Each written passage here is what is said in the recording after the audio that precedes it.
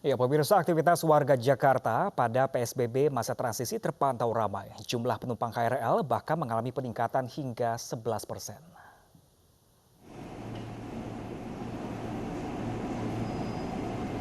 Penumpang KRL komuter lain di stasiun Manggarai kembali ramai.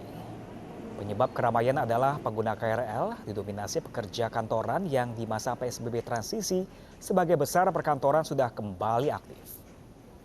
Meski PT KCI menerapkan protokol kesehatan yang ketat di gerbong KRL, namun para penumpang mengaku masih takut tertular corona akibat banyaknya pengguna.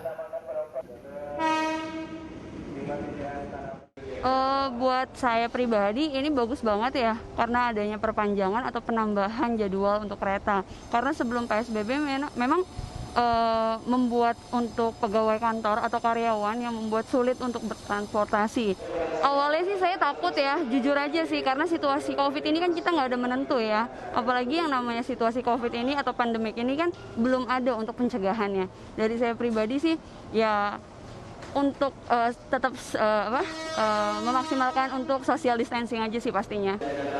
Ini sih jadi lebih mempermudah ya, soalnya kan kerjaan saya kan pulang jam 5 tuh. Terkadang tuh agak lumayan mepet kalau jam 6 itu kan. Nah sekarang pas sudah perubahan jam ini agak lumayan lebih enak. Habis itu terkadang kan kita namanya pekerja kan, kita nggak tahu ada jam tambahan atau apa. Jadi tuh pas perubahan jam ini lumayan lebih menguntungin lah. Saya bilang lebih enak buat kita. Nah, kalau takut sih ya normal kali ya, karena emang juga lagi pandemi begini. Tapi ya karena juga kita butuh, karena kita juga butuh duit kerja gitu kan, bisa bilang ya. Jadi mau nggak mau ya terpaksa kita.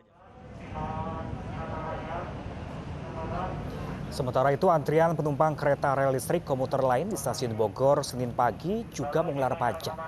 Meski ramai, namun antrian penumpang tertib. Aparat keamanan disiagakan mulai dari luar stasiun hingga peron, memandu antrian penumpang.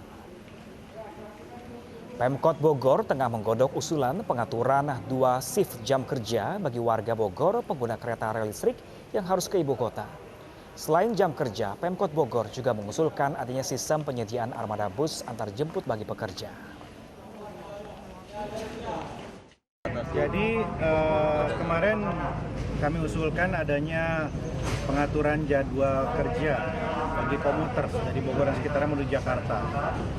Semalam kami melakukan video conference Pak Ketua Kepala Gugus Tugas, Menteri Perhubungan, Menteri Perindustrian, Kepala Daerah se-Jabodetabek, antara lain adalah membahas hal tersebut.